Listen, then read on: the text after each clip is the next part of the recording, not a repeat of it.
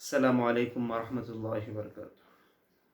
الحمدللہ رب العالمین والصلاة والسلام علی سید المرسلین محمد وآلہ وصحبہ اجمعین، اما بعد۔ اعوذ باللہ من الشیطان الرجیم، بسم اللہ الرحمن الرحیم۔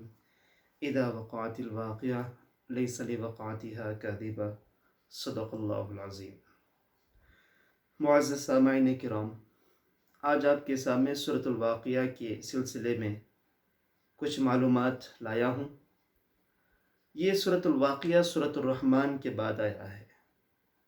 اس میں بھی جنت اور جہنم کے تذکرے اور جہنم میں جانے والوں کے عذابات کا تذکرہ، قیامت برپا ہونے کا ایک منظر، اور جنت میں جو درجات ہوں گے، اصحاب الیمین، اصحاب الشمال، دائیں طرف والے، بائیں طرف والے، ان سے بھی اوپر درجے والے، ان کی جو نعمتیں ہیں ان کا ذکر ہے۔ اور اس سورۃ الواقعہ میں یہ بھی بات فرمائی گئی، ولدان مخلدون، جنت میں آپ کی خدمت کرنے والے ایسے بچے ہوں گے، کأنہم لؤلؤ مکنون، جیسا کہ موتی کھلے ہو۔ وہ بچے نہ بڑے ہوں گے نہ بوڑھے ہوں گے، وہ اسی عمر سے آپ کی اسی عمر میں وہ رہیں گے اور آپ کی خدمت کریں گے۔ اللہ ہم سب کو جنت کی وہ نعمت نصیب فرمائے۔ آپ کے سامنے اس کی فضیلت لایا ہوں۔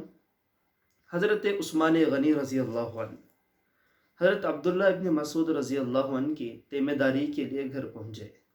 حضرت عبداللہ ابن مسعود رضی اللہ عنہ بیمار تھے۔ حضرت عثمان رضی اللہ عنہ نے ملاقات کی اور فرمایا، ما تشتکی، آپ کو کیا شکایت ہے؟ حضرت عبداللہ ابن مسعود رضی اللہ عنہ نے فرمایا، ذنوبی، مجھے میرے صرف گناہوں کی شکایت ہے۔ اللہ اکبر۔ اور پوچھا، ما تشتہی، حضرت عثمان نے پوچھا، ما تشتہی، کیا چاہیے آپ کو؟ کیا کوئی چیز کی ضرورت ہے؟ رحمت ربی، فرماتے ہیں مجھے میرے رب کی رحمت مل جائے کافی ہے۔ پھر حضرت عثمان نے پوچھا رضی اللہ عنہ، کیا آپ فرمائیں گے تو میں آپ کے لیے اچھے ڈاکٹر کو منتخب کر کے آپ کے لیے علاج کے لیے بھیج دوں گا۔ تو حضرت عبداللہ ابن مسعود رضی اللہ عنہ نے فرمایا، نہیں، مجھے ڈاکٹر کی ضرورت نہیں، طبیب کی ضرورت نہیں، خود طبیبوں نے مجھے بیمار کر دیا۔ تو اس سے ایک بات معلوم ہوتی ہے، جو لوگ اکثر میڈیسن پر نربھر رہتے ہیں، ڈیپینڈنٹ رہتے ہیں، چھوٹا درد کیا آیا ٹیبلٹ استعمال کر لیا، چھوٹی تکلیف کیا ہوئی فوراً ڈاکٹروں کے پاس چلے گئے۔ یاد رکھیں، یہ جو دوا ہوتی ہے بعض دفعہ ہمارے لیے زہر ثابت ہوتی ہے۔ اللہ نے ہمیں عناصر اربعہ سے پیدا فرمایا ہے۔ ہمارے جسم میں مٹی، پانی، آگ، ہوا سے اللہ نے ہمیں پیدا فرمایا، اسے عناصر اربعہ کہتے ہیں۔ انسان کی تخلیق کا یہی راز ہے۔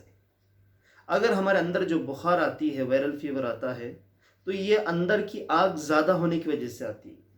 اور یہ جو ڈاکٹرز انگریزی دواؤں کے ذریعے سے، انجیکشن وغیرہ، ٹیبلٹ کے ذریعے سے آپ کی جو بخار کم ہوتی ہے، وہ ایسا ہے کہ وہ اس گرمی کو، اس آگ کو زہر دے کر برابر کرتے ہیں۔ ان تینوں چیزیں جو مٹی، ہوا، پانی رہ گیا ہے، اس سے جو آگ بڑھ گئی ہے اسے برابر کرتے ہیں۔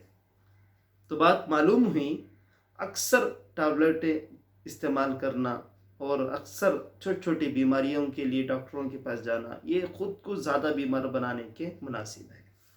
حضرت عبداللہ ابن مسعود رضی اللہ عنہ نے فرمایا، مجھے ڈاکٹروں نے بیمار کر دیا۔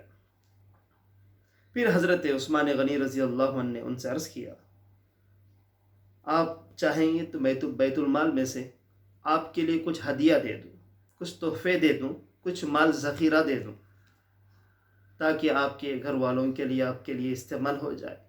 حضرت عبداللہ ابن مسعود رضی اللہ عنہ معمولی سے صحابی، علم والے، فقاہت رکھنے والے، بڑی چوٹی کے علم والے صحابی ہیں، لیکن فرماتے ہیں، لا حاجت علی، مجھے کوئی ضرورت نہیں، میرا اللہ میرے لیے کفیل ہے۔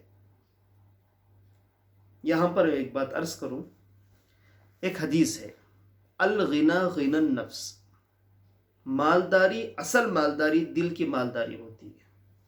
یعنی جو غنا ہے، بے نیازی ہے، وہ مال و دولت سے حاصل نہیں ہو سکتا، وہ کسی اور چیزوں سے حاصل نہیں ہو سکتا۔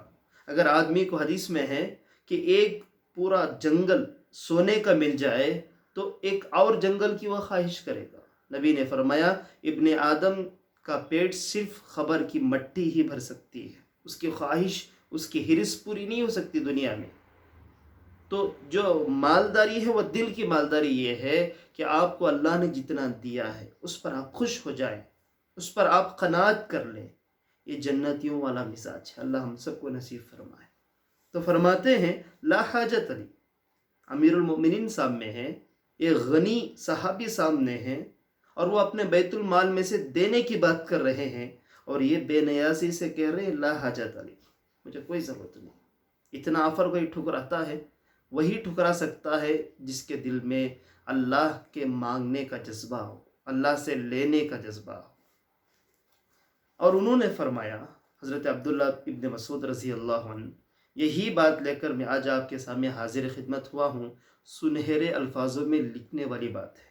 نبی کے الفاظ انہوں نے گنوائے، کہا من قرأ سورۃ الواقعہ، نبی سے میں نے یہ سنا ہے، اے عثمان غنی رضی اللہ عنہ، آپ میرے بیٹیوں کے سلسلے میں پریشان حال ہیں کہ میں نے میرے مرنے کے بعد میرے پیٹھ پیچھے ان کے لیے میں کیا چھوڑ رہا ہوں، کیا طریقہ، کیا وراثت دے رہا ہوں۔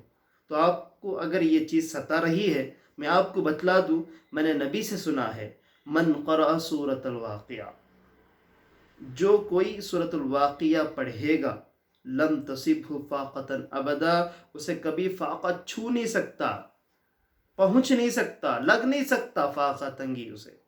تو میں نے اپنے بچیوں کو سورہ واقعہ سکھا دیا ہے، ترغیب دے دیا ہے، انشاءاللہ مجھے اللہ کی ذات پر امید ہے وہ کبھی بھی فاقے میں تنگ دستی میں نہیں آئیں گے۔ تو یہ یقین، یہ ایمان اور یہ غنا ہمارے دل میں آنا ضروری ہے۔